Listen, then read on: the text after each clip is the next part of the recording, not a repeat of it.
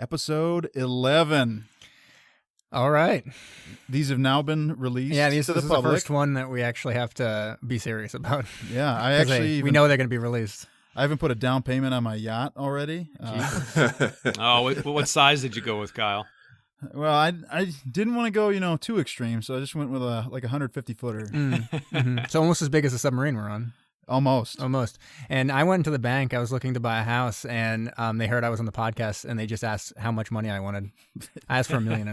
They were fine with it. No interest, no money down. No, nothing. They said, don't even worry about paying this back. Yeah. It's an investment in you. Just crazy stuff. Yeah. So, how's everybody's weekends going so far? Pretty Amazing. Good. Second best Yeah. weekend of my life. After which weekend? Wow. Graduating college, best weekend. Oh, okay. Well, What's making this one so spectacular? I don't know. I had Chinese food. It was pretty good. And if you have really good Chinese food, that can change your life. And that was it today. wow. What do you normally get when you go get Chinese? Like, I'm always looking for, Kung Pao chicken or General Tso's or something like that. I do like General Tso's, but my go-to is chicken and broccoli cooked in white sauce. And I think Ben can attest to Wow. that. I've been getting that for years. Oh, yeah. Did you ask if they wanted to be a sponsor of the Submarine Podcast? No. Because you're kind of hyping them up now. Maybe. Well, he hasn't told us where yet. That's what I mean. Just he should have. Chinese He food. should have asked. Yeah, okay. And then we could be saying the next name time on, I will. on air. Next time I will. Just hand him a flyer. Be Yeah. like, hey, have you heard of this? Be like, no. Well, it's pretty big. Alrighty. How about you, Brom? How's your weekend going? Pretty good. I had to babysit my brother's kids, so something I don't typically do a whole heck of a lot. I can't imagine you handling children. Yeah, it's pretty awkward, but we made it through. More people to man the sub, really. That's true. And we Handle the engine room at the least. brother and I celebrated my birthday then when I brought him back to his house and played some Jackbox Party Pack 4. Some good stuff. Don't know what that is. It's a fun It's little a pretty party fun game. party game. All right, there we go. And Zach, how about you? Huh?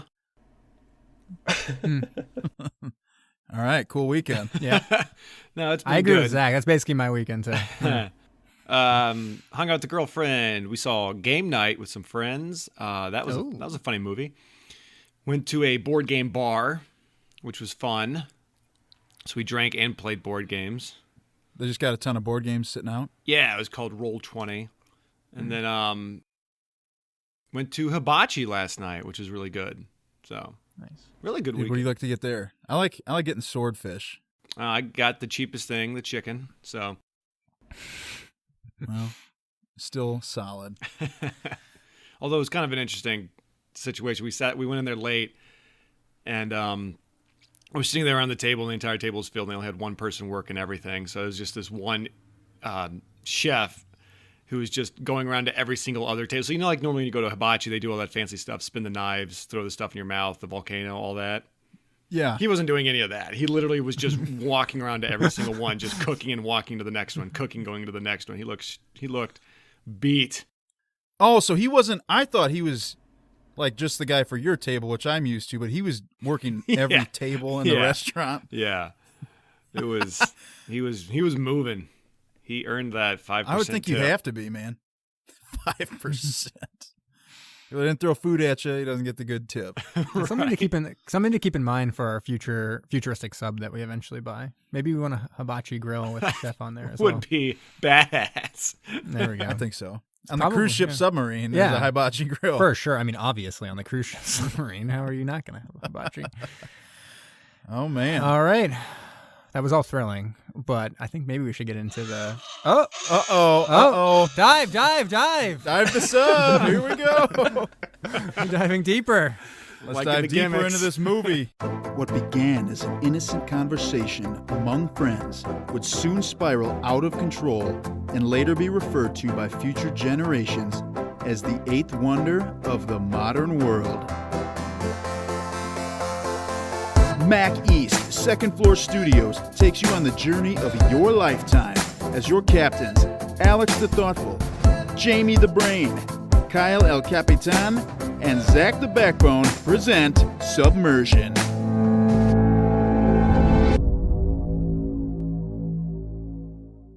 Alex, what movie did we all watch? This week we watched the 1989 film by James Cameron called The Abyss. Ooh, and Amazing. Who's the star in that movie? Well, we've got a repeat here. It's Ed Harris. There we go. Yeah. He's back. Definitely top billing here. In Phantom, maybe you go David Duchovny. Of course, no one would, but you could make an argument for that. This one, he's obviously the star. Yep. It's gotta be. For sure. There's no one else. Nobody even comes close. I guess maybe the bad guy was the guy that they were trying to promote for Oscars and stuff like that. Michael Biehn, but Oh, really? it was an Ed Harris vehicle, obviously.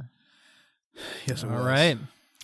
So we open on a sub, as we should. Although this wasn't our typical submarine film, as we didn't spend a huge amount of time on a traditional submarine. But we at least started on one. And they're cruising around, and they start to get stuff on the sonar. And they're getting some weird stuff, right? They Stuff got that is flying. They're like, around. it's going 60 knots. And they're like, that can't be American. Like, that can't be Soviet. But maybe if they had some weird technology going on, they could be going 60 knots. And then it increased to 80. And then it increased to like 130 as it zigged and zagged all around. Yeah, and it was And coming so straight for It him. came straight towards them at 130 knots. And he was just like, nothing goes 130 knots. Nothing. And the captain, as he's trying to like track it and all that, all the electronics go down as the thing approaches them. And because all the electronics go down, they kind of lose track of everything, right? Like, Because they're also in a tight corridor. I think they yeah. mentioned. They're in like near a trench or whatever. And they're kind of scared that they're going to be collision, right? They're all bracing for some kind of collision. And then the electronics come back up. And now they got to really brace because they're right next to the wall. Like they drifted for a while without knowing where they were going, And they just smack into it. and they just breach the hull. awesome. Because Yeah. within 5 minutes of the movie starting, the sub is taking on water. Yep. Another thing that we've seen often, as soon as the sub hits anything, it bursts into Bursts into flames. fire. Flames everywhere. I mean, it's just like raging inferno. I was like, what is happening? Kyle, those are American lives. Let's be I know. serious here. Sorry. They're It's not not. actors. It's not awesome. Okay. You're right. Anyways, this nuclear sub crashes into the wall, totally gets fucked up, and it falls to the bottom of the ocean, which is around, what were they saying? It was like 2,500 feet or something like that. Oh, Where was it when it yes, started? Yeah, that's yeah. about it. Kind of settled near the cliff edge, or near the It kind of fell down the cliff a little bit and settled on the edge of a even deeper Mhm. chasm or abyss, if you will. And so we kind of smash cut over to Army personnel heading over to an oil tanker or an oil rig, offshore drilling rig. Well, it's like a ship that's monitoring a submerged rig. Mhm. And they get on there, and everyone on is like, shit, there's like the G-men coming up to screw up our plans. Because they're a research facility trying to prove that like kind of a theoretical submerged rig or drilling platform could work. Mhm. And so instead of having the drilling platform on the top, it's just totally underwater right on that surface. And then they pump the oil up through an umbilical cord type thing directly up to the ships.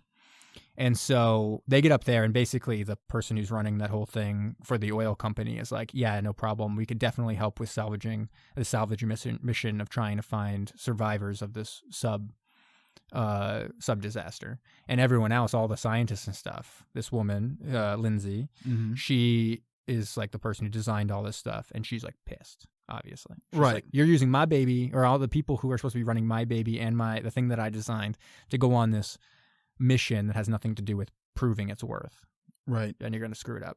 And granted, she was right. Oh, yeah. And so then we cut over, and then we see our main man, Ed Harris. Looking beautiful, cut abs. We open with a totally shirtless scene. He's got his dick out, but not even because he's the captain, just because he's Ed Harris. And Yep. everyone's like, yes, that's okay with us. And so but he gets looking a phone young call. and spry, really. Yeah, he's 39, 38 at this point. Is that right? Yeah, He I looked looked a it little, up. He looked a little older than that, but Yeah, that's what- still young and spry. Yep. Got most of his hair. Yep.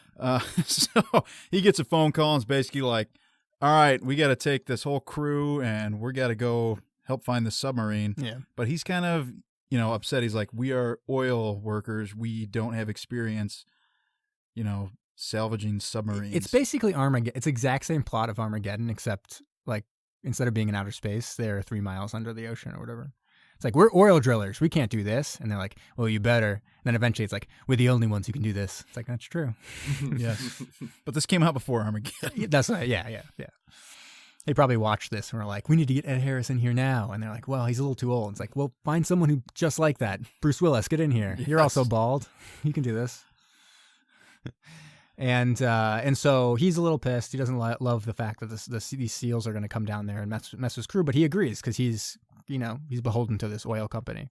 And so they start their way over to the sub, and down comes, he's like, at least I don't have to deal with my ex-wife, right, guys? Right. Phew. And then all of a sudden he gets a little, phone call or whatever again. And it's like, I'm ready to dock, and it's his ex-wife, Lindsay. And he's like, damn it. Well, not ex-wife yet. They're in the Yeah, middle yeah. of a divorce. They're heavily separated. How about that one? Yes. Not finalized, but pretty much there. And he's like, damn it, now I got to deal with this too. So she's got all the SEALs on board. They start docking, and she basically goes through a little exposition of being like, we're normalizing our pressure, and it could go totally bad. So make sure you don't have any tremors or you'll go insane. And everyone's like, we're not going to go insane. And like 5 seconds later, you see like the shaking of a hand. people It's like, are- oh, he's going to go insane. Like Yes. Michael Bihn's going to go insane. But so then they're like, also Ed Harris and his crew, there's some kind of just video of them moving over to where they need to be. And there's this really long drawn out scene of them singing a song. Yeah, you would have thought with a 2 hour, 50-minute film, they might have found time to cut that one. Nope, leave it. Now we got to hear them sing this entire country song. Oh man. Not that I'm not going to say I liked this film and stuff like that. So fine. It's not like Voyage to the Bottom of the Sea or whatever, where if they sang a song in that, I'd be like, I'm out of this. Like, no Right. effing way. Am I going to sit around for this thing? But it was pretty funny that they ended up doing that. And so, I mean, then everybody's on the rig, and we start to see, the little bickering between Ed Harris and Lindsay. Ed Harris's character's name in this movie is Bud. But I will Or probably Virgil. Virgil. Don't call him Virgil, though. I'll probably only refer to him as Ed Harris. But For sure. But yeah, Lindsay and Ed Harris they're arguing, bickering really like Agent Red, like with Dolph Lundgren. It was almost the same situation. It's like, at least I don't have to see my ex-fiance. And it's like, you definitely have to see your ex-fiance. It's like, damn it. And then they argue for a while. and he's still wearing his ring, which Yeah. becomes important later in the movie. Yeah, it's definitely a Chekhov's wedding ring of sorts. And she's like, you should take off that ring. And he's like, okay, I will. And he throws it in the toilet. And he's like, damn it. And then he fishes it out of the toilet. So his hand is literally blue the rest of the movie for the entire film. And he puts back on his wedding ring. Yep. So they get to the spot where they need to be, and the SEALs are like, okay, it could be radioactive because it could have been a breach of the reactor, and we got to be careful. And there's some like grumbling from the crew, but they're all getting triple pay, so they seem like okay with taking that risk. And they split into, naturally, I'd be like, what? No way am I going close. I'd be kind of like that hippie guy. Oh, I'd be yeah. like, no way am I going near that thing. The guy who has a pet rat. Yeah, another pet rat. 2 movies, we got pet rats. That's true. K-19. Oh, but before they do this dive, they also have a scene with the rat Oh yeah, where they show this liquefied. No, sorry, I don't even know how you really describe it. It's breathing liquid. oxygenated liquid. So it's like so you can breathe fluorocarbon or something. breathe it in, and the Yeah. important thing here is this is for like really deep dives, so your chest doesn't cave in. Yeah. and you're able to breathe. And this is a real thing. They actually, and that was a real scene with the rat. The rat actually breathed that liquid in that scene, and it was censored. They had to cut that scene for British release because they don't allow animal cruelty in the films that are released there. So they deem that animal cruelty, and they cut it. When you first watch it, you're like, "Oh, this is some kind of weird sci-fi Yeah. thing," but I was like, "No, that's real." Like I Yeah. looked it up. Crazy. Real crazy. But yeah, and that's also Chekhov's fluorinated and oxygenated liquid as well, because you know that's going to come back. And so they kind of split into a few groups. Lindsay's out there in one of the submersibles taking pictures of the sub, and there's 2 teams that go in, and really you get pretty quickly a picture. It's phase 1 of all this stuff, and you get a picture of what they're really trying to do. Like they beeline for the secret codes and grab those from the sub, because really they just don't want a Russian sub to come along and get certain. Because they particular think things. they think a Russian watercraft may have sunk this. Yeah, something that was Russian would have actually sunk it. So they grab the codes. Ed Harris and his crew with one of the SEALs, they go in the back way, the breached hull, and they see a whole bunch of dead bodies. And one of the guys starts to freak out. So Ed Harris is like, stay here. I'm going to go in. You just stay here. And as he goes, an alien? Should we just say it? I mean, basically, it's an alien. Yeah. An alien fucking comes up to him. That's what movie we're in. It's not. May have thought, oh, James Cameron. Maybe this is like Terminator or some kind of like action thing or whatever. Nope, alien. This is an alien. Like an angelic alien comes up to this guy, and he still freaks the fuck out, even though it's like, this beautiful angelic alien. Oh, yeah. Definitely creepy. But like Right. and he freaks out and like smashes up his oxygen tank and starts to breathe pure oxygen. So he goes into a coma. And as this is all happening, he sees the alien, and then the alien goes outside, and Lindsay sees the alien as well. It shuts down some of her electronics in her little submersible, but she sees the aliens as well. This kind of, what looks like almost ROVs, kind of like jetting around, but they're glowing purple or magenta. Right. And so when all the electronics start up, she gets the Mayday message, and they all go back, and this guy's in the coma, and they're all kind of like flipping out at what had just happened or whatever. Yep. And so Lindsay starts telling people about what this is because she doesn't know what she saw, but it's kind of making, people a little hysteric. And Ed Harris is like, slow your roll. Don't try to freak these people out. Oh, and it doesn't work because they get super freaked out. Like they're like, it's definitely Russians. And this guy's got these tremors and he's already going real insane. Right. And he's like, he calls up the people up above and they're like, go to phase 2. And he's like, oh, wait. The SEAL does, yeah. And so he calls the military guys. Yeah. And the SEAL's like, okay, it's phase 2, which means take a nuke out of the submarine and rig it so that if it gets to phase 3, we can blow everything to smithereens.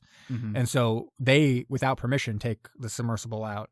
And unfortunately, up above, and kind of, we skipped over it, but the reason they're even down there is there's a hurricane up above, so they're the only ones available to do this rescue mission. The oil crew was closest because Ed Harris was like, well, doesn't the Navy have people do this? And like, they can't get here in time for the storm hits. So the hurricane's really ramping up, and they need to disconnect from the cord that connects them to up above, but they need the submersible to do that. So it's all screwed. Like, everything goes to shit. The ship starts to drift. It pulls the rig for a while, kind of fucking all kinds of stuff up. It pulls it towards this cliff, which one guy earlier in the movie was like, this is a bottomless pit. And he's like, literally. It's at least 2.5 miles down. Yeah. It would easily be the deepest we've gone in one of these films. I guess maybe Voyage to the Bottom of the Sea, because they went to the bottom of the sea in the Marianas Trench, and they blew up a sub. But that was pretty cool. Yeah, but they, in the process, it pulls off the crane that's holding the umbilical cord, and it crashes down. And they're like, whew, it just crashed down right over there. And then that falls over the cliff and kind of pulls them even closer to the cliff. And that's when things really go awry, because like it breaches the hull of the rig, water's pouring in.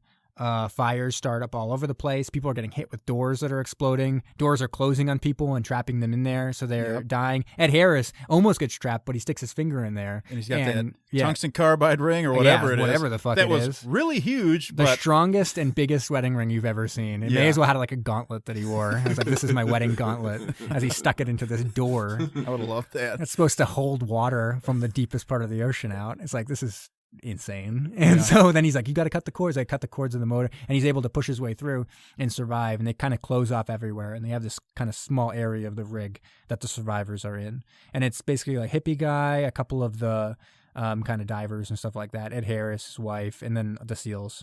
I think one of the SEALs died in the process. And they kind of seal everything off. And this is where it becomes almost like a survival thing, because they only have 12 hours of oxygen. And they need to get the heat on. Need to get that. It's going to be because cold. It's real cold. Freezing outside. And so Lindsay in the process, like, okay, I can get some of the external air like stuff hooked up to the inside filters and all that, but I need to go outside. So she goes outside with one of the ROVs. And while she's out there, she literally gets to like touch one of the aliens. The aliens come by. It basically looks like a little submersible.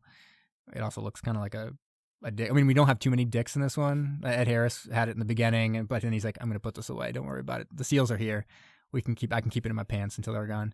But that looks like a little dick kind of floating around in the ocean. I was like, that's weird. Yeah, it did. And then, but she's like touching it, and she gets back inside after it leaves. Well, doesn't a huge one comes up? Big one. It has a small one, and then a big one. There's kind of like a little scout one that's floating around. Yeah. And that's why she said it almost like an ROV, like they're trying to mimic their equipment, because they have a big ROV and they have a small ROV. So it basically was like mimicking what they had on the ship.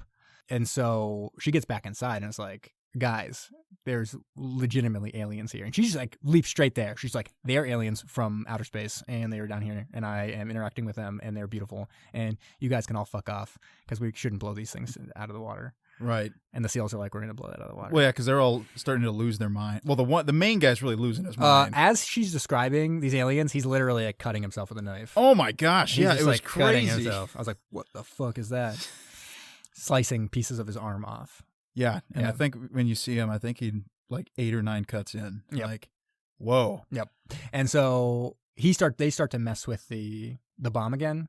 And Hippie, the guy who runs the ROVs, gets a glimpse of it using one of his little things. And so they kind of like bust in and they're like, what are you doing? I can't believe you have this.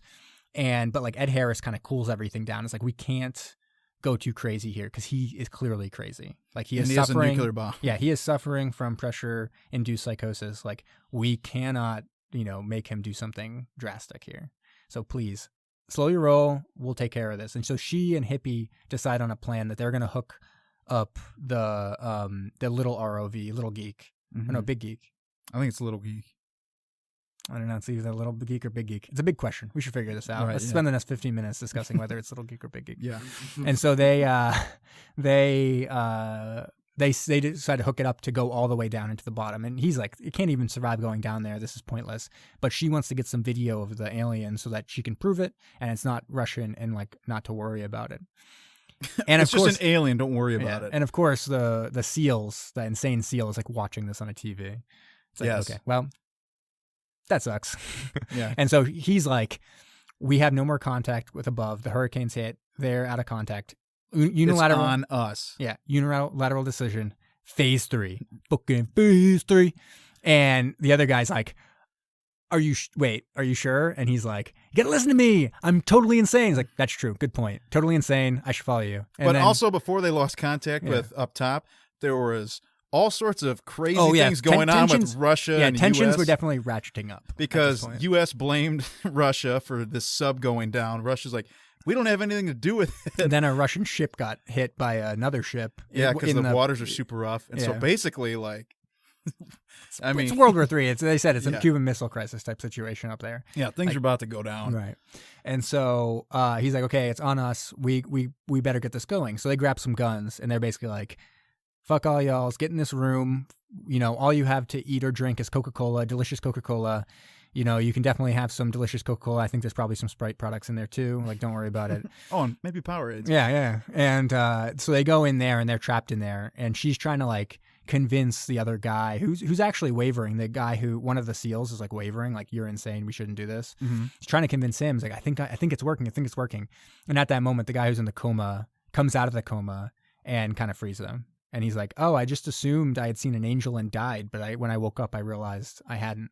And they're like, what the fuck? All right. And then they just continue on. Yep. And so they're like, okay, we're locked out of getting to where he is with this bomb. So we gotta swim. And so Ed Harris, being the boss that he is, strips down to his skivvies, sweet, along with another guy, less sweet. He's got his tidy whities on or whatever. I know. I was like, there could have been a better choice for Yeah, underwear. maybe something else. Yeah, especially they're white. Maybe they should have been like black or something. And so they dive into the super cold water and they go to the first hatch and they can't get in. They can't unscrew it. And so they have to go to the next one. And the guy who's in his tidy whities is like, "Are you see what I'm wearing? I'm like way too cold to make this trip. Like my balls are shriveled up. I'm wearing tidy whities." And there Ed Harris was like, "I totally understand." Yeah. They stared deep into each other's eyes like, "I get it."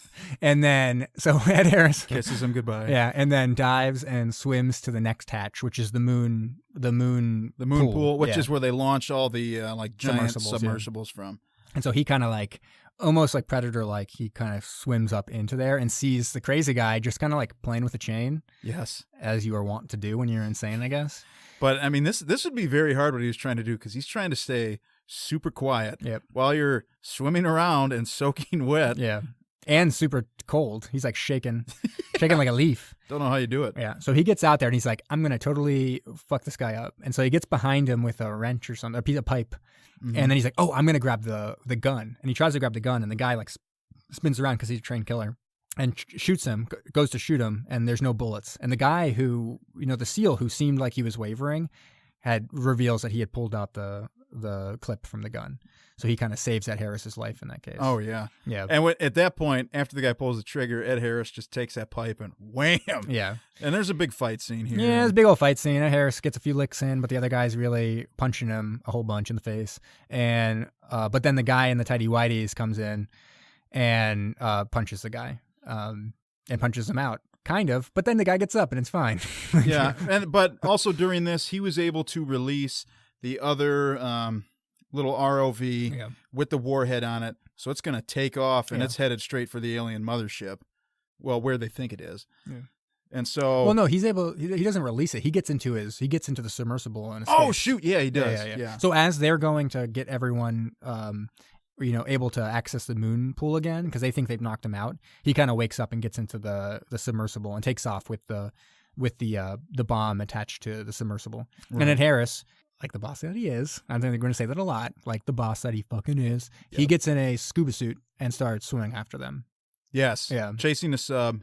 Okay, that's right. And he grabs on, he climbs up, and he is able to attach a rope to the bomb and kind of swim away. One of the funny things in this is when he opens the toolkit where he gets the rope, one of the things in there, one of the very prominent things that he kind of brushes away to get to the rope is the crescent wrench that he mentions later on. Yes. We'll get to that. And so he swims away and he is able to tie the rope on to the rig. And so when he releases it, the guy's like, a totally insane guy is like, "Ha-ha, I got it." And he releases it. But then it's on this rope. And so then Ed Harris, thinking he's like pretty much done it, gets in Lindsay's submersible, who's also come down, and they start to do a submersible battle, which is probably the first time we've ever seen like that. I mean, they're not shooting torpedoes at each other; they're literally like just bumping ramming into each other. Yeah. And this to me reminded me of a game that I really love, Earthworm Jim. We got this sub level, and you bounce off all these things. Eventually, your sub will break. So you think Earthworm Jim ripped this off, or did this rip off Earthworm Jim? Which came first? I can't remember. Yeah, I can't remember when it came. Yeah. Anyways, they totally wreck up this guy. The ROV with the bomb gets loose, which was stupid. Like just unties, and then is able to, and then goes into the bottom or into the pit. But they fuck up the seal, and his little submersible falls off the cliff, and we just see that go down into. Oh yeah, crush depth. Oh yeah, for sure. And it just implodes. Goes. No, I mean he may have survived. I actually think he may have survived. It's fine. He's probably okay. But yes, his submersible imploded on him. And they're sitting there and they're like, everything is their submersible is flooding, and they need a crescent wrench to be able to get to the leak, but they don't have one. Mm-hmm. Little hint. And they're like, okay, I guess we're gonna die. But she's like, oh, I got an idea. I'll drown, and you swim over there and drag my dead body over to the place, and because it's so cold out, I will be hypothermic and I will survive without breathing for 10 minutes. And he's like, good plan. Okay, yeah, sure. It's funny because he's like, or she's like, no, this is logical. And Ed Harris, this is my favorite line in any movie I've ever seen now. He just screams, "Fuck logic!" Fuck logic. It's like perfect. Yeah. Like I just love thinking that in my real life. I didn't love that they didn't start dragging her when she was just holding her breath. I thought that was weird too. Why let her drown and then sit there and go no for like 5 minutes? Yes. It's like no, now you should probably take her body over there. It's not like now you have infinity for her to not breathe. Like right. She probably time is of the essence. Yeah. And so he drags her dead body back to the place. They spend 10 minutes? It's literally like, don't die on me. You're not going to die on me for like 10 solid minutes. And then he's just like slapping her the in shit the out of her face. because guess what? She's not coming back. No, and he's ripped her shirt open. So because she's they're using like, a defibrillator on her and they got a shocker. Yeah, and... so topless. Really seems like a very tough scene for her to have filmed. Yes. And but then she eventually wakes up. I was like, oh. After he screams, he's like, "Don't you die on me, you bitch! You've never given up on anything." Yeah, and... slapping her in the face, all kinds of stuff. And then she wakes up. I was like, "Whoa, that's crazy!" And so, okay, so we got 2 minutes to get through the last hour of this film. That's fine. We're fine. We're doing fine.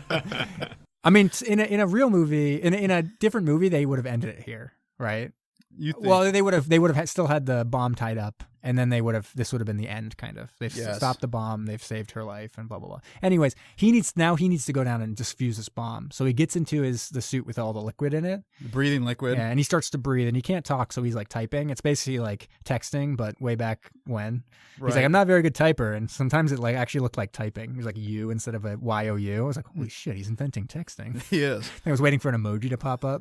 And Like, so- sad face. Like, So oh. they have to reprogram the other ROV, so it's going to follow the same path, and all he has to really do is hold on, Yep.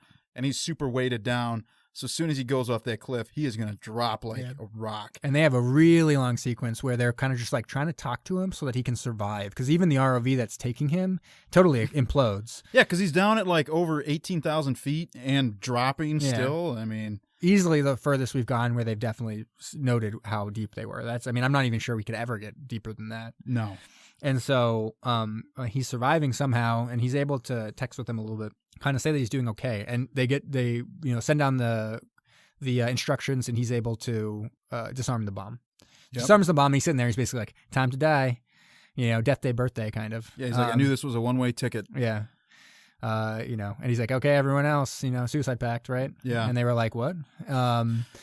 And he kind of sits there, and then the glow starts to happen. The glow that we become very familiar with as an literal alien this time, with like arms and like And a looks face, like and the three-prong hand. yeah, comes over and is like, hey, what's up? And I love this about the 80s, where there were some of these films that like you wouldn't necessarily expect. I mean, The Abyss you might expect it, but you wouldn't expect it to be like so sci-fi. And then you watch it and you're like, holy shit, this is like for nerd alerts. This is like for real nerds. It's kind of like John Carpenter's The Thing, where like it opens with a spaceship crashing to Earth. And I was like, first time I watched it, I was like, wait, what the fuck is this about? I didn't know it was about aliens. Oh, yeah. And so he holds this alien's hand. Oh, geez. Hold are on. we- We're really close to the end here. Okay, yeah. Another Nope, warning. that's all you get. Yeah. All right. So anyway, they Yeah. take him down to the mothership. They're like, your planet sucks. You Yeah. guys are always trying to hurt It's each really other. like a Captain Nemo type situation where they're Yep. like, humanity sucks balls, we're going to destroy it. And there's these giant tidal waves. that are like hundreds upon hundreds of Yeah. feet tall, and they're about to crash in on all the seaboard. Yeah, we didn't even mention the fact that earlier they controlled a bunch of liquid to make this like water worm that went through the whole rig, and they were like, "What the fuck is that?" So they know they can control water that way, and so they're controlling these waves, and they stop them right before they get there, and everyone's like laughing, like, "Ha ha ha, that's crazy!" And I would have been like, "What the fuck is happening?" Yeah. The world has ended. Thank God I don't live on the coast. Yeah, East Coast elites, am I right? Deserve it. It's not real America. And so the aliens are like, you guys better like learn, or else we know we have the power. And so Ed Harris, the ship starts to lift, and Ed Harris starts to like text with them again, the people on the rig, and they're like, we're getting a text from Ed Harris, and Ed Harris is like, I'm in contact with these aliens, and they're saying that we better learn from our mistakes, or else they'll come back and they've seen our power. And everyone's like, ha ha ha, how funny. And they turn to like the army people, and they're like, you may not have a job for very long. And the army people are like, go, no, they've done it again, damn kids.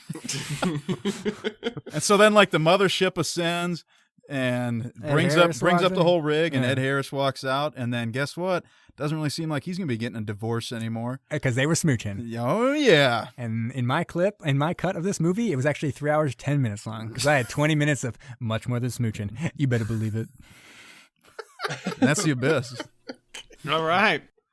Yeah. I mean, we kept that pretty close for like a 3-hour movie. And I didn't even talk about all the dicks I saw. Yeah. It could have, I mean, just the one. that recap could have been 20, 30 minutes longer with how many dicks people were pulling out at different times. Yeah, very true. That Navy SEAL went insane. Let me tell you. He did lose it. All right, so let's get into what people think about this. Brom, how about you? What's your rating for this movie? Okay, so I've been going into all these blind. So I went into this blind. The only thing I could tell from it was a James Cameron film. Mhm. And what I came away from the movie thinking is how much I wish this was a Ridley Scott film and not a James Cameron film in terms of the aliens and everything. I wasn't expecting the aliens to be, sort of benevolent, creatures that are monitoring our habits and everything. I thought it was going to be, a really tense horror film, especially, when we get onto the sub, the reclamation mission, and you got the crab crawling out of the guy's mouth and everything. And I'm like, oh, this is good. I'm waiting for the jump scares and everything. Mhm. And then it just wasn't that. Instead, it was just like really beautiful aliens, really fuckable aliens. Yeah. And What's that? That's a really good band name. Yeah. Fuckable aliens? Yeah. And so ultimately, the movie, I felt like they could have took the aliens out almost entirely. You know, we always have the question, could this movie have survived without a sub, or, you know, those kind of questions. Like, this movie could have definitely survived without the aliens, and you could have shaved off an hour, hour and a half, and had a really good movie. And I think, as, you know, Jamie was alluding to, you could have ended the movie almost when Ed Harris resuscitates his wife and, you know, defuse the bomb, or whatever the conventional, you know, end of the movie would have been. You know, maybe it wasn't a warhead or anything like that. I mean, there was at least 4 different endings to this film, 4 different spots where they could have ended it. Yeah, so it just ended up being too long, and it's just not something I see myself watching again. So I'm going to give this a 6.5. Mm-hmm. All righty. 6.5. Alex. It's not as bad as everything leading up to it. I thought you were going to go lower. Yeah, 6.5 is still pretty good. Right. Yeah. Alex, how about you? I'm going to give it a 5.5. Whoa. You know, I mean, I liked it. Don't get me wrong. It was actually a pretty decent movie. But in terms for what we're reviewing it here for, very long. I thought the plot was just kind of like last week's. It just kind of kept piling on and on. Hats on hands. Yeah. I mean, you could have easily, like Ben said, and you've already said, you could have ended this movie several different times beforehand. But I mean, some of the redeeming qualities though that I did like about it. I mean, it was all underwater basically for most of this movie. Granted, we weren't in a submarine the whole time, but we were in submersible, so it was pretty cool. We talked a lot about the other stuff that we see in other movies. You know, in Crush Depths, that kind of stuff. I liked it. So yeah, 5.5 for me. All right. Is it my turn? Yeah, go for it. I actually like this movie quite a bit. I'm going to give it an 8.0. Alrighty. But I'm a little bit of a sucker for these old school sci-fi films. Even though this one, it kind of had a dash of it, it's similar to a lot of those ones that I love. Like John Carpenter's The Thing is maybe my favorite film of all time. Like, I really love that movie. He's got Wilford Brimley. Yeah. It's that and The Warriors I kind of go back and forth on which one I love the most. But it's kind of that where it's mostly a horror film, and then you got this like real deep sci-fi aspect to it. And this is kind of similar. Like, it's a fairly typical action. If you cut out all the aliens, pretty typical action film, which I thought was exciting and thrilling and engaging. And then you have this kind of like sprinkling of really weird alien sci-fi stuff. So I enjoyed it, and I was engaged the whole 3 hours. So I'm more of a positive on this one. All right. Zach, let's hear from you. Okay. Well, I like sci-fi movies. I love sci-fi movies. I did not love this sci-fi movie, though. I didn't know what to expect at all. And I guess I just am kind of similar with you guys. I think it just dragged. It just was just too long. If you shave an hour off of it, I probably would give it an 8.5. Wait, so even watching it at 5x speed? Yeah, I bumped it up to 10x speed. No, yeah, it's just a 23 minute viewing. I got too long. I'd give it a solid. I'd just give it like a 6.5 for my rating. I'll probably never watch it again. I mean, I'm not going to sit down on a casual Sunday afternoon and be like, hey, let's watch The Abyss. But it wasn't bad. It's funny, yeah. Funny you say that, because I couldn't imagine watching the whole thing on a Sunday afternoon. I'd probably watch the first 2 hours until that first ending, and then I'd probably end it. Yeah. I wouldn't do the whole Ed Harris. When Ed Harris is preparing to go into the pit, I'd probably stop it. Mm-hmm. But yep. Yeah, that's this movie for me.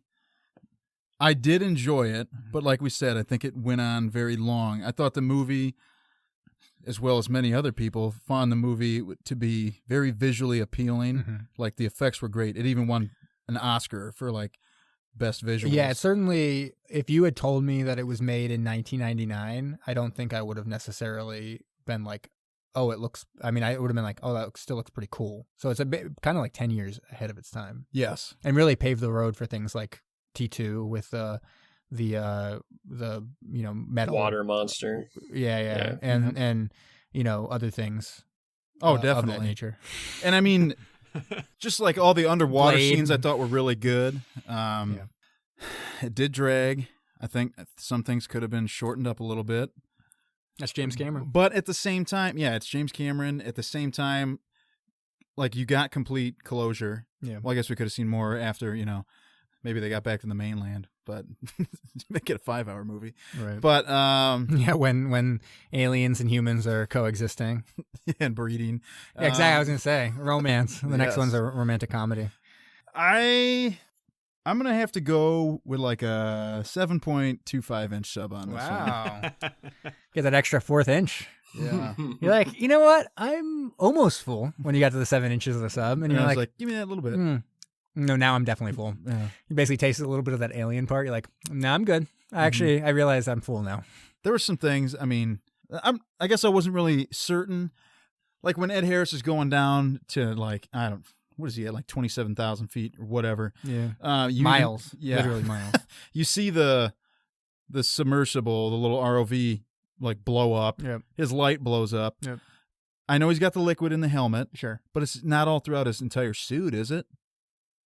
I don't even know. I don't. Man, that's something. Like, wouldn't his body just crush? It's above my pay grade, even as the brain. Like, I have no idea how. I'm guessing it's totally unrealistic that someone would actually go in just like a little suit to such a. But then again, you'd think like someone going into outer space where there's nothing. You'd be like, impossible. Right. But they do that You're all the gonna wear time. a little suit. Yeah, just gonna wear a little suit out there. It's like, but they do. So like, maybe it's not so crazy. I have no idea. Yeah. But you said Well, that breathable water is a thing that they had. Definitely. Well, that would definitely have crushed his lungs if he didn't have that. His lungs Yes. have been crushed. So, But yeah, that is a real thing. That blew my mind when I looked something up on that, and I thought, wow, how did anyone ever invent this? Yeah. And how weird is that got to be to breathe that in? I was thinking this was like, oh, this is dumb. Like, okay, this will help them fill some plot holes and everything. But then they did mention, you do spend the first, however many months of your life, breathing liquid. I'm like, I guess there is some science here. So it is interesting to me to hear that there is something like this in contemporary science. Let's see if we can get our hands on some and maybe like dunk each other in some kind of weird pool and try to breathe.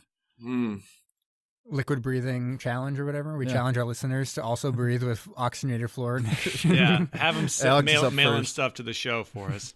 Yeah, mail in videos of you breathing oxygenated fluorocarbon liquid, and we'll show it on air. Yeah, it's just us. We'll just watch it. Whoa! Yeah, it won't be your typical reaction video. It'll just be a No. reaction podcast. All right, so let's get moving on here. We're gonna do some This trivia. movie has a lot of very good trivia. For sure. Jamie, take it away. I usually try to do 5 trivia. I have 8. That's how much trivia I'm this glad had. you can't shorten it up with this one. Yeah.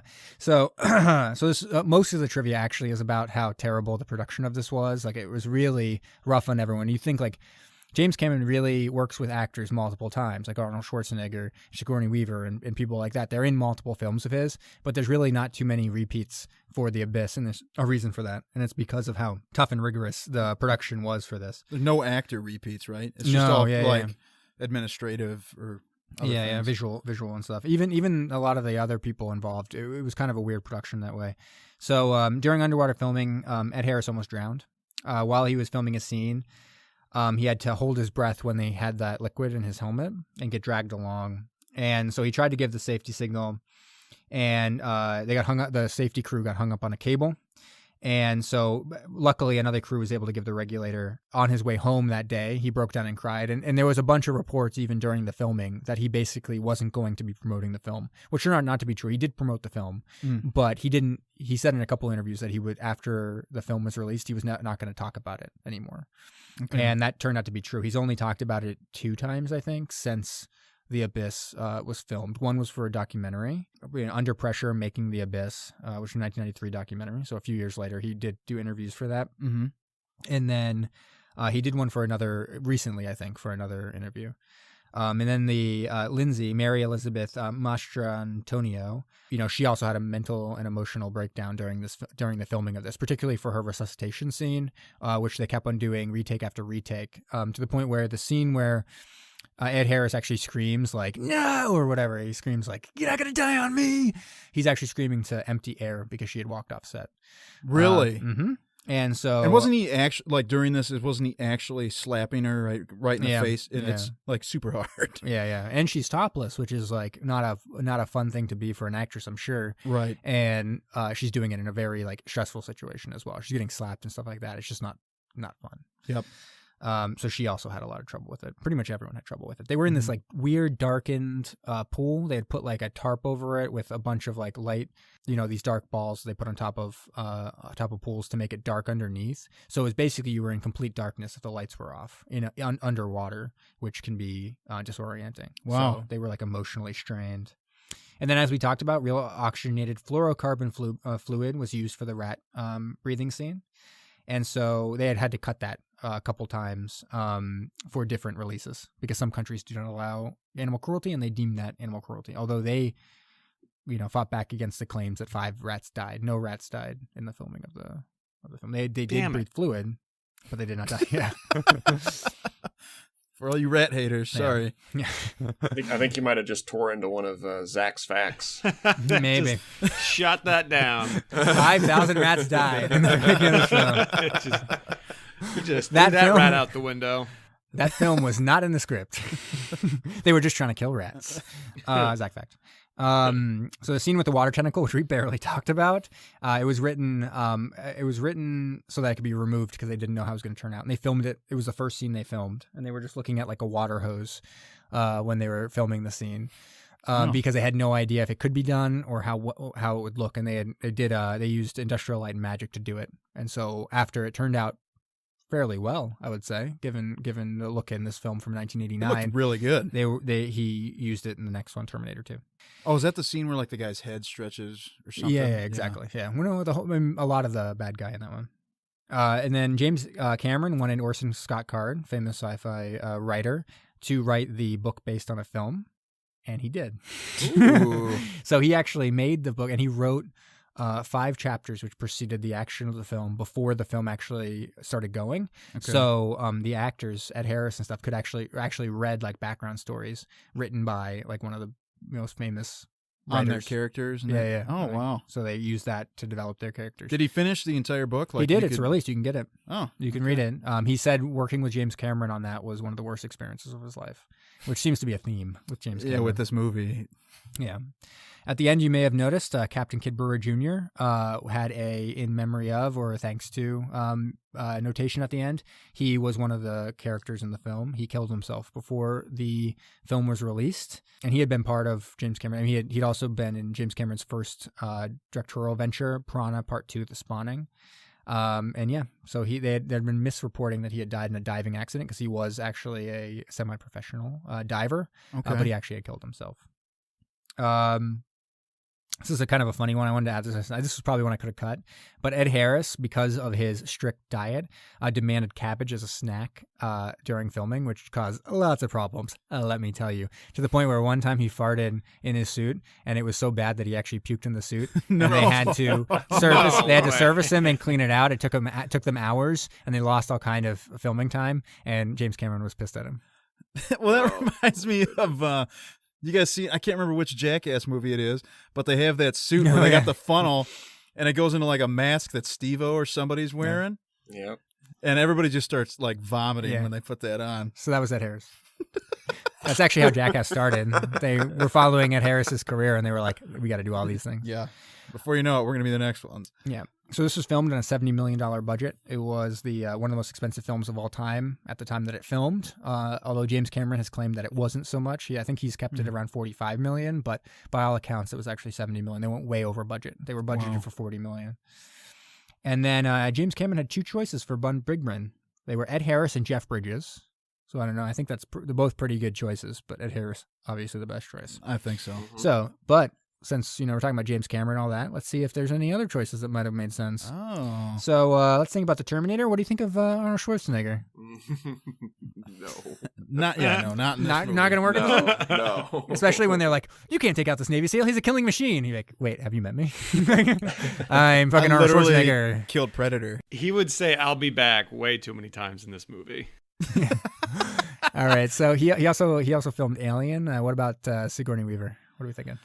for the wife? No. Lindsay? Oh, Come for on, Ed Harris. Let's not be sexist here. He is Ed Harris. She is Ed Harris's character, and the guy is the scientist who's designed the whole thing. Okay, so would Ed Harris still be in it? Yeah, he could be the scientist. Oh, okay. Yeah, I can see that. I think she can get it done. I actually think that'd be really cool. It could be interesting. That would have been really fun. I like that one. Yeah. All right, so we also had Titanic, obviously. What do you think of Leonardo DiCaprio? All right, so at this point, Leonardo would have been like 12. No, let's think about, you can take any Leo from any time that you think. Peak okay. Leo, you could think like kind of old, like I'm having sex with models all day still, but I look kind of like I'm 46 years old. Leo, whatever you want. Yeah, Leo has become he one of could my do it. favorite actors. He's really good in everything I've seen him in, He'd probably choose some weird accent to have, though. He'd be like, what happens if you was... which would make it really funny. He was Zimbabwean. Like, wait, what? I'd say yeah. I'd take him. Yeah, I would. All right. For sure. He also filmed Avatar, and I'm just kidding, because no one's in Avatar that we think about. Come on. Let's be serious. What is Blue Alien going to be in this? Isn't Sigourney Weaver in that? She is, but I already talked about that. Oh, okay. And then, I usually talk about, I just say Ed Harris, and you say yes, obviously, at this point. But let's take it to his Phantom co-star. What about David Duchovny? Oh, no. Yes. Yes. No? What? Oh. Zach's a yes. I'm a no. Yeah. All right, I'm kind of rambled on here. So many facts for this one. But let's take it to the Phantom Zone real quick. I'll try to be quick with this one. You didn't even get to like the best fact though. What was the best fact? Where after that scene where Ed Harris was drowning, he found out James Cameron was still filming it, and so He punched him in the face. he walked over and punched him in the face. That's Ed Harris I know and love. Yeah. Yeah. And before there was something I said where I was like, oh, I can't imagine Ed Harris in this movie as an action star. But Ed Harris at this age, I could imagine as an action star. Yeah, he is. All right, so I'm going to take this to the Phantom Zone. Let's engage the Phantom. Engage the Phantom. Phantom's engaged, sir. Now, obviously, we could just do Ed Harris to go to Phantom. That would be no fun. It'd be Let's way not too do that. easy. Too easy. It's not a challenge. No. So let's go from J. Kenneth Campbell.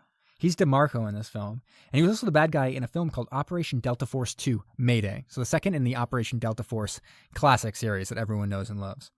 Now, you'd think they had been done with sub-action with that second film. You'd be wrong.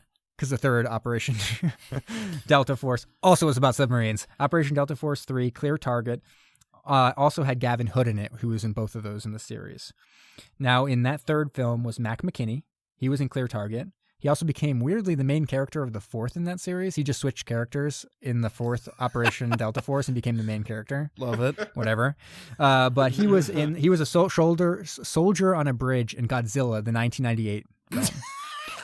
Soldier on a bridge. Now, you may be wondering why I'm saying Godzilla 1998. Why not just say Godzilla? Oh, you'll see. So the dad in Transformers, Kevin Dunn, he was also in Godzilla, and he was also in Transformers Revenge on the Fallen, where Megatron returns from the the underwater pit that they've dropped him in, and destroys a submarine on his way up. So, submarine film. Josh Duhamel, Mrs. Fergie himself, is in both of all of the Transformer films, actually. So he's in that one, but also the much more sub-centric film, Transformers: The Last Night. Now, so that's 2 Transformers films we have, and 2 Operation Delta Forces, 2 of the best franchises that we have. So The Last Night features voice work by Ken Watanabe. He was also featured as a scientist in Godzilla 2014. So that's our second Godzilla film. In that is Bryan Cranston. Now, Cranston was in Time Under Fire, which was, it's cheap because he was credited with the wrong spelling of his name. Spelled with an I instead of a Y on Brian. Now, Larry Poindexter was in Time Under Fire, which also featured, who was also in Steel Sharks with Gary Busey, which we have, I think you already have, right? Oh, we have. Yep. Now, Gary Busey is in Under Siege, duh.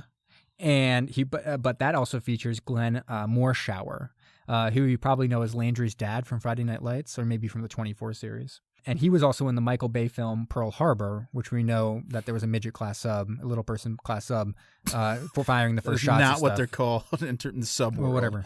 But so that's 3 Bay films, but who's counting? And then in that film is our boy Willie Fitchner. Don't you worry about that. way. And Willie Fitchner happened to be in a little film called Phantom. Ooh. Hope you enjoyed that adventure. Loved it. 2 Best one Operation yet. Delta Force films, 2 Godzilla films, 2 Transformers films, 3 Michael Bay films. That was the It's best just- one. It's beautiful. It's beautiful. It's my masterpiece. Actually, I got another thesis on that one. I have a new doctorate. It's in this. Phantom Zone. The Phantom Zone.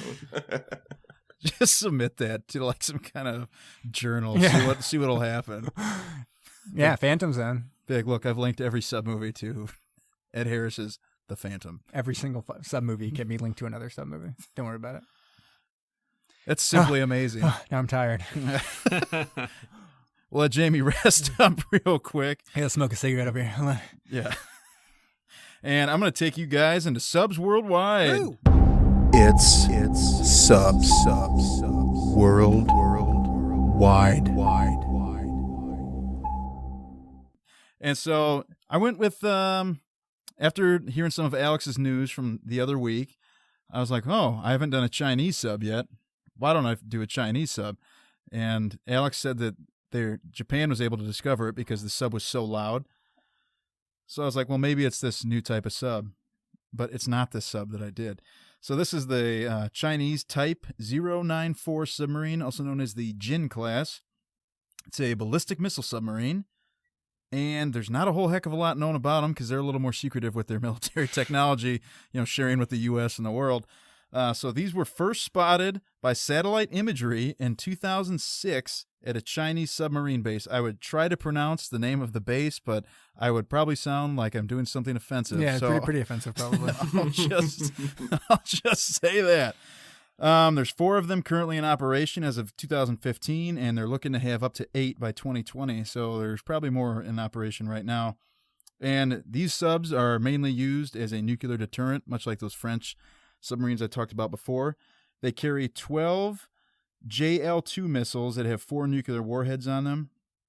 And the missiles have a range of 4,600 miles. So that's pretty far. And it's also said that if they're patrolling like northeast of the Kuril Islands, the missiles could strike 3/4 of the U.S. Oh, wow. However, because of their lack of advancement or whatever, the subs are so noisy that American subs could find them like immediately. So, That makes sense. yeah, it wouldn't be a problem.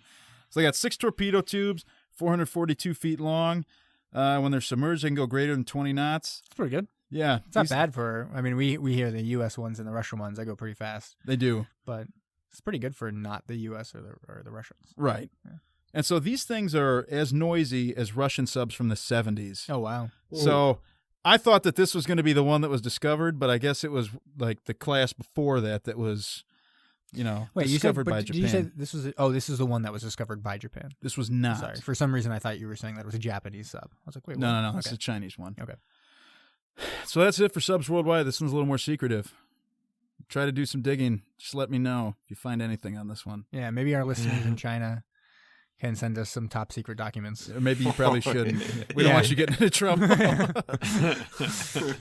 Yeah, we get. Well, I guess if you do, we won't use your name. yeah, we get an email being like, "I'm risking my life with this." Like, oh dear God, don't do that. Yeah, please. Oh my God, we're gonna read this on air. Please. Well, because you did this, I'm going to have to read it now. So that's it. All right, Alex, you got some news for us? Yeah, one of them though, you almost spoiled it at the beginning, Kyle, when you said you ordered a yacht, because there is now. Oh, I saw this one. I Did you like see this? I You did, can yeah. now buy a new boat. It's a yacht, but it is also a submarine. And Submarine yacht. Nice. It's called the Migaloo. Thought it was kind of a cool name. But for almost $1 billion, you can you can be the owner of one of these submersible super yachts. And they Wait, say how much does it cost? almost $1 billion. Oh, I thought you said $1 million. I was like, wow, like there's No, $1 billion. That's like Billion. not within my grasp, but Yeah. certainly. What would the other what would people's. the 30-year mortgage on that be? $1 billion sub. Let's figure it out right now. Yeah. However, though, Kyle, you said you wanted what, 150-foot yacht? That's Yeah. extremely small compared to these, as they can be anywhere from 236 feet all the way up to 920 feet long. So, oh, not- that's a huge difference. That is what we're aspiring to. We want a 920 foot-long yacht submarine. Holy shit! I assume you need just some kind of license to drive that. No. You would need a whole crew, I would imagine. Yeah. Yeah, If that's you're spending insane. $1 billion on a boat, you are not gonna just take that out solo. Do they have windows on it?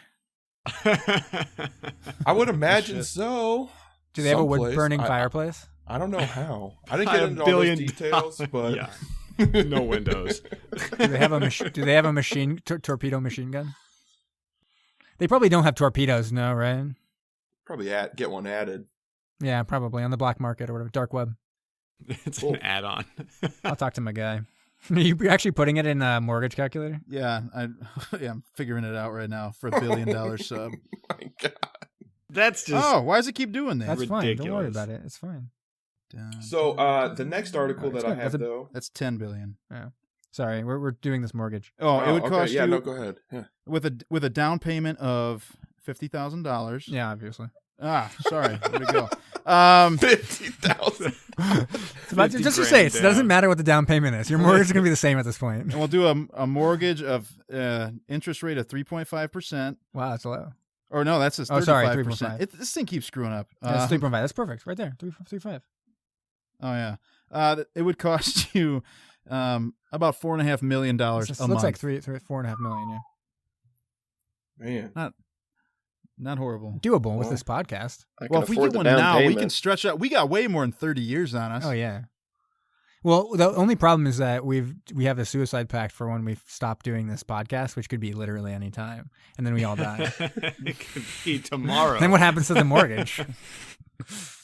Well, I don't live in a common property state, so I guess it doesn't fall on my wife. Thank God. Be happy with that. Oh, sorry. Bleep that out. Yeah. Bleep that out. Bleep her name out. All right. So sorry, Alex. You said you had another article. No, yeah. So I think a while ago I'd done a news article for something that's going to happen in the future in like 20 years. Well, this one I've got something that has new revelations for something that happened 8 years ago. So back in December of 2011, a Russian submarine was dry docked, and I'm not exactly sure what they were doing, maybe just general maintenance or whatever. Anyways, caught fire on the exterior. And it took them a whole day to put out this fire because some of the rubber coating that they put on the exterior of the submarine to help it be less quiet. Wait, that's caught. quiet. Quieter, whatever. Oh. Anyway, and so it took them a whole day to put this thing out, and it was really big in the news because it was near a town that had like 300,000 people in it, and people were concerned about their safety. Well, it was a nuclear submarine that was also carrying ballistic missiles. Oh, so it's very important to get the fires put out on that. The Russian government said, "Don't worry, guys. We took all the missiles out. There's nothing to worry about. It was just a fire." Well, 2 days ago, one of the deputy prime minister, I don't know how to pronounce this guy's name, he admitted though that they still had those missiles on board. So That's very dangerous. yeah, they said at any time those could have gone up. They've got 2 pressurized water nuclear reactors, and I think they said like 16 of those missiles were on board too. No wonder they wanted to get Agent Red out of that country. Exactly. If they can't take care of that submarine, they can't handle Agent Red. I couldn't imagine though, like being a firefighter, like trying to put out that fire for a day, For a whole that, day. knowing that at any point you're just obliterated in an instant. That's So, crazy. Good for them, they got it out. No one was injured except just the ship. So Now I wonder, because we saw a movie. We've seen a lot of these. Yep. Maybe was it Hostile Waters, where they were worried about the nuclear missile shooting off if it got too hot. I wonder if that could have happened, or would it just blow up? I think that was Hostile Waters and K-19, but K-19 they dove when they started having the reactor. Oh no, that was a reactor meltdown. Yeah. So it would have been Hostile Waters that they were afraid Okay. that the missile would launch. Yeah. That's crazy. Well, thank you Yep. for the news. Not good news. Not good news, but it's sub news. Actually, well, the yacht's yeah, good that's news. great news Yeah, for our aspirations. That's great news. and for all of the extremely mega rich who are listening to this, That's really good news for you. Yeah, let us get on your yacht sub. Yeah, we will do. You can hire us. You don't even have to hire us. Shoot, we'll just be on it with you. Yeah, Kyle will literally do anything. If you know what I mean. A live episode on top of it. Yes. Well, we've talked about doing a live episode from somewhere else, or maybe not live, but just recording in a different place. But we'll see if that happens. All right, Brom, what do you got for us today? All right, so got a power rankings for us this week. I think it's the first power rankings, right? This is the first official one. There's a secret episode maybe that'll get released someday. But I don't know if that will. It won't. You got to tantalize the audience. You know, you don't have to spoil it. So Submersion launched this past week, and our El Capitan has been pitching it as the best podcast you never knew you needed. Mm-hmm. All right, so that's a bold statement. So I had to do some fact checking. I dove deep and researched some of the most obscure and bizarre podcasts that the internet could muster. All right, so I'm going to present my top 5 podcasts you never knew you needed in a world without submersion, and then we'll debate if submersion is the number 1 now. Okay. All right. So number 5, we got Twisting the Wind with Johnny Pemberton. All right. So join comedian Johnny Pemberton through 97 episodes as he attempts to keep customer service representatives on the phone for as long as humanly possible. I enjoy that. I'm still wondering whether this is a Zach Fax type situation. But this is real. I listened to an episode where he talked with a customer service representative from Costa Rica about sloths for a solid 5 minutes. Wow, that's crazy. It was pretty good. Number 4, The Worst Idea of All Time. That's the name of the podcast. I know this one. Know if you've heard of it? Yep. So this is Guy Montgomery and Tim Batt. They break down and review films, dedicating 52 weeks and 52 episodes to each movie. Year 1 featured Grown Ups 2. Year 2 showcased Sex and the City 2.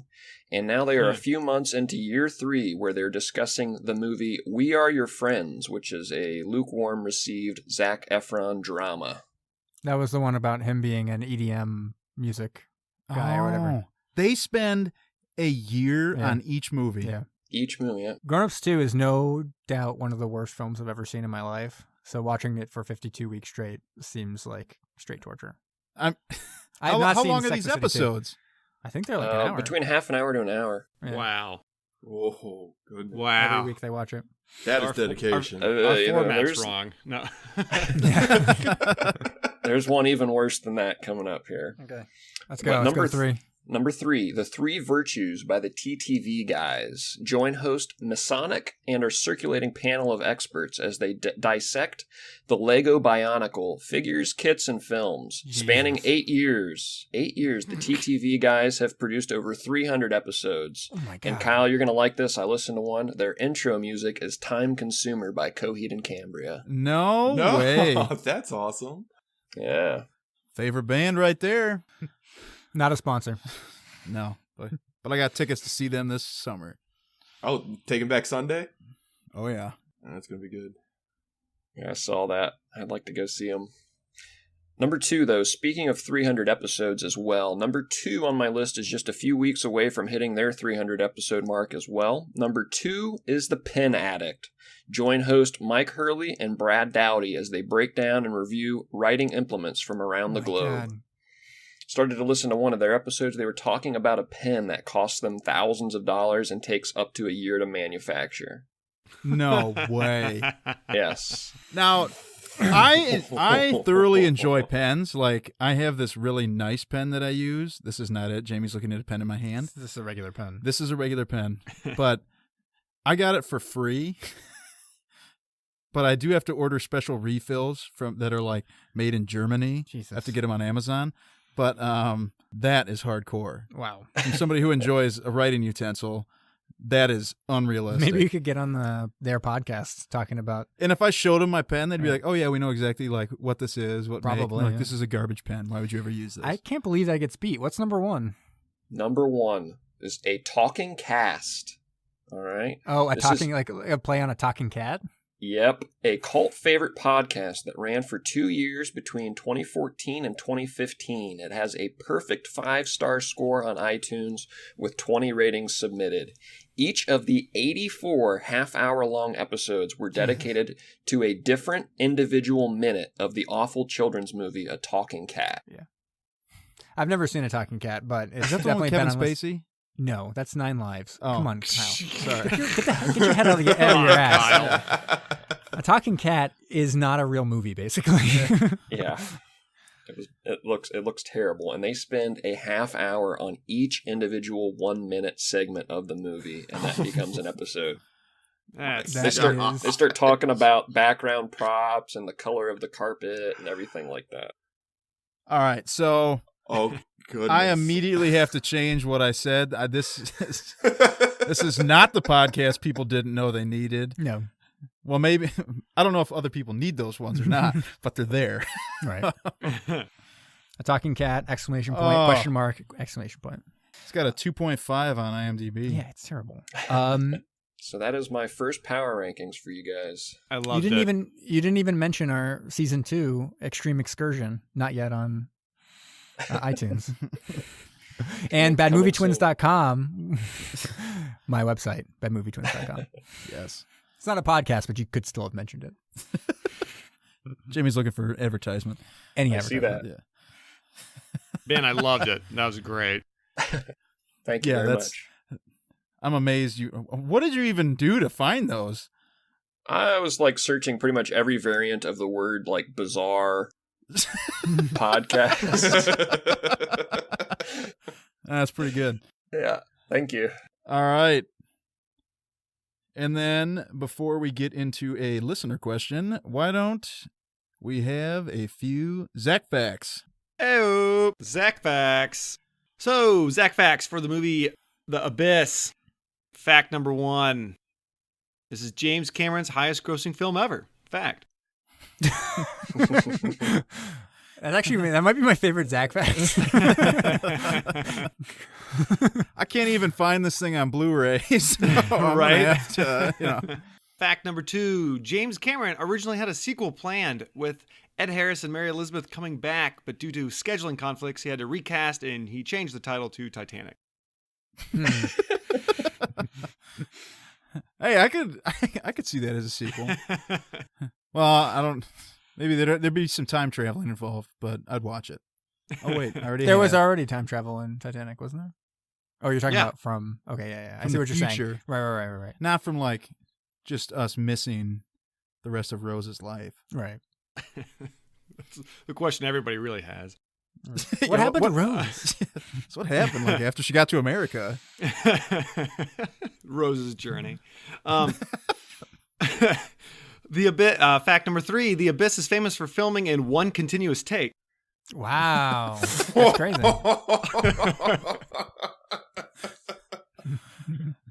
That would be hardcore. Oh my word! Like they did that with an episode of It's Always Sunny, yeah. but those are what I mean, like 22 minutes or something. Can you imagine like a 3-hour long movie and you gotta nail it? If I was Yeah. one of the non-main people, as soon as I was off screen, I'd be like studying my lines. Come on, gotta get this. All right. The actor Todd Graff, who played Alan Hippie Carnes, he has musophobia, which is a fear of rats. Because of this in the movie, every scene with the rat was CGI. Wow. So it took it from $40 million budget to a $70 million budget. Yeah. Yep. Those CGI Those- rats. Pretty good CGI rat for 1989. Yeah, I'll say that. looked really real. hmm Here's an fact. Originally, the movie was going to be a comedy. It was going to have John Candy playing the role of Bud, and it was going to be called Uncle Abyss. But that was dropped quickly. Rick Moranis probably would have been hippie. Would you say? Oh yeah. Probably. Yeah. For sure. Yeah. I would love that movie. I'd like to see the cover art for it. All right, here's another fact, only a couple more. Originally, the movie contained a 38-minute sex scene which gave it an R rating.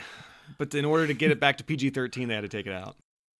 They put it right back in for my dark web version of it. Yeah.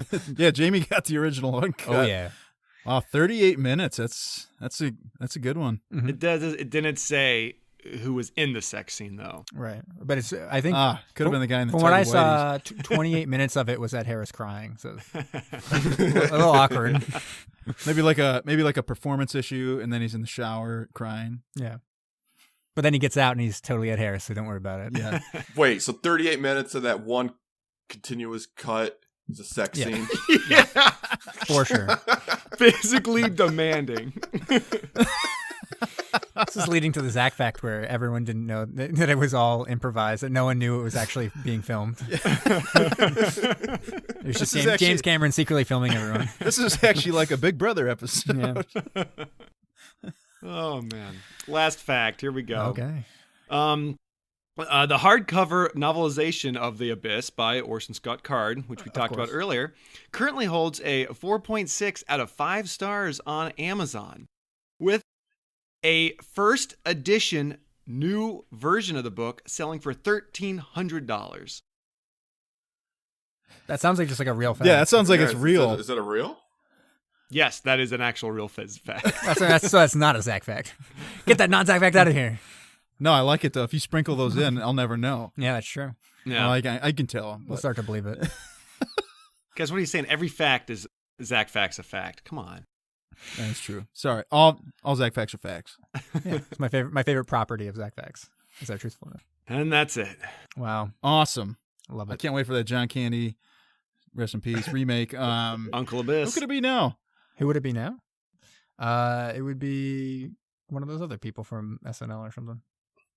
Seth Rogen. Seth Oh, Rogen. That's would do immediately it. what I thought Good was one. Seth Rogen. Yeah, Seth Rogen. His laugh would echo in the sub. They'd be found immediately. It'd be like a Chinese sub. Yep. Oh my word! And so right now we got an email from a listener, That's and right. if you guys have any questions, doesn't even have to be regarding the movie.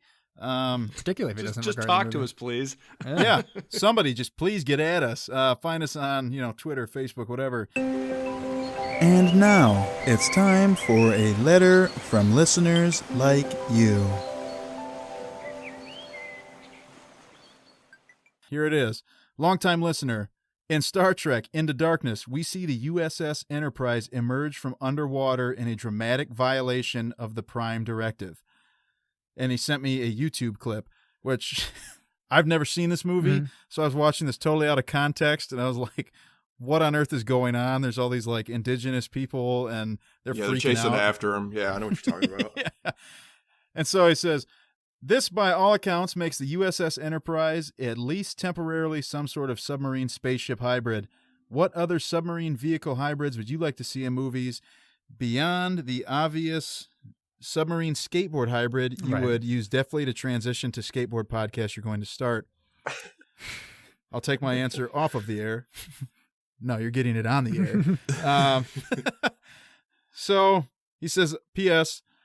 The USS Enterprise is also a modern example of a submarine with large windows. These windows are naturally made of transparent aluminum, which is obviously one of Captain Nemo's many inventions in 20,000 Leagues, which allows the Nautilus to be the technical wonder that it is. So he was trying to man. explain to us how these windows work, because we were kind of talking about how glass windows couldn't work. Right. And this may or may not be one of the other part of the Bad Movie Twins. Yeah. My twin brother. I If you think, couldn't yeah, tell. he just wants to be called, in quotes, the twin. Right. So that may be him. So yes, obviously the obvious answer to this question is a submarine skateboard hybrid. Mhm. Because it only makes sense. So you want to have that submarine that you could then, so that skateboard that you could skateboard into the water, and then it becomes a submarine and presumably leaves you behind because it's a submarine. Yes. But what about you? What do you think? I really enjoy movies with submarine cars. Mm-hmm. I was watching, I think it was Kingsman 2, and in the first 10 minutes of that, we got a submarine car. Mhm. Something, what would I like to see? Yeah, I'd like a sub Segway. that's a good one. Yeah. That'd be real weird and not fun at all. I like that. I don't even know how you control Yeah. it. I Just think cruise along on the bottom. I think I probably want a rocket pack. The only problem with the submarine rocket pack is that it has to become a submarine, right? Because you're not really being surrounded by anything when you're just like rocket packing around like I Right. do most days to work. But like, you just kind of like let the wind blow through my hair as I rocket pack around. But when you get into the water, you have to have it become a submarine. It can't be just one of those James Bond like handheld things, or else it's not really. Right. So then it has to somehow put like a dome around you. a or dome something? around you. Yeah. Probably of that transparent aluminum, I would presume. One can only presume. Obviously. How about any of you guys? What type of vehicles you want to see? I'd like to see a hot air balloon submarine Ooh, hybrid. that one's great. I like that one a lot. Like, are we talking about a hot air balloon or a Zeppelin? I was thinking hot air balloon. I'm loving it. How do Zeppelin you would think be you make it sweet, work? too. Yeah, I that'd feel be like that would literally be a Led Zeppelin. Am I right, guys? I picture like the top part floating through the air, and then the bottom part's just in the water. But with some sort of mechanism. Dive deeper. We literally can. You could, but like a mechanism that you can extend and go deeper. That actually would be amazing. It just got this little thing that like goes into the water. Yeah. You just see this huge balloon floating along the surface. Yeah, they spend the whole time arguing whether it's really a submarine if part of it's above the water. Yeah. It's kind of like a ship with just one. No. It's a submarine. Yeah. We just have the thing up top. It's fine. It's still a submarine. I like that. Zach, you think you can make that happen? Like talk to some movie execs or something? And Yeah. I'll whip up a script, and we'll get it going for the next episode. Cool. I think we should really use my name Led Zeppelin as the name of the script, because then we can kind of piggyback on their popularity. Good. Everyone's like, the Led Zeppelin movie? I got to go see that. I want to see the making of this band. Yeah, and they're like, what the hell What is was happening that? as Led Zeppelin goes into the water? And they're like, now I'm into it. I'm fine. But you just don't want to release any like advertising for it, no trailers, because then people will be like, what? I'm not going to see that. They will also be confused when it turns out also to be how the band Led Zeppelin formed. Yeah, there we go. They're like, oh. And they traveled around the world in their Led Zeppelin underwater. Right. Yeah. All right. Alex, how about you? Okay, I think half submarine or an ATV. I think that would be pretty nice. But for some reason, I got this thought in my head, like the movie we watched last week where that submarine comes flying out of the water like 90 degrees. Oh, yeah. It's just flying out and immediately into that ATV, and then you're tearing the ass down the road. Like, that would be pretty sweet.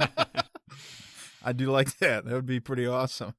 And they could even just hit some jumps, do like a, like ATV Off-Road Fury style, do a couple backflips.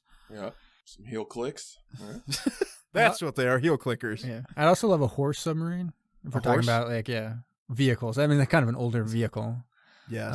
Depending on how you define vehicle. But Okay, maybe like yeah. a horse that also becomes a submarine. I guess you get into it. It'd be robotic. Yeah, you slice it open and get into it, like like a tauntaun. Oh, yeah. Perfect. Smells even worse on the inside. All right, Brom, how about you? You got anything? I don't got too much to add. I was thinking about, we had the rat in this movie. It made me think, Stuart Little, with his car that he drives, if we could have some sort of submersible for our animal friends to be able to, drive, convert straight from ground into water. Ooh. It's like a gerbil ball. Yeah, I was thinking. I thought about the hamster / gerbil ball as well. Mm-hmm. So it'd be like when I drive down the road in my motorcycle with my sidecar, and I have my dog with me with his little leather hat and goggles on. Obviously.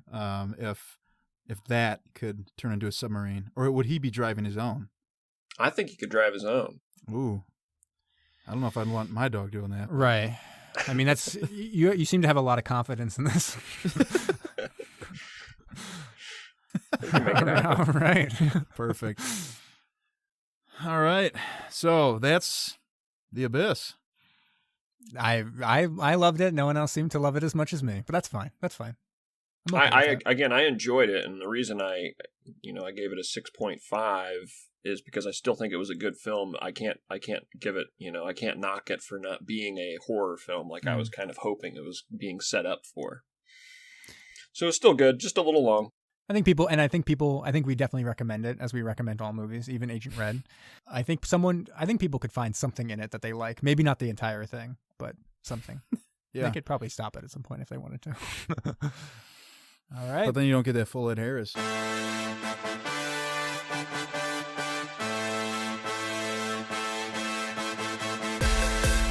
Thanks for listening to Submersion. Find us on SoundCloud and follow us on Facebook, Instagram, and Twitter.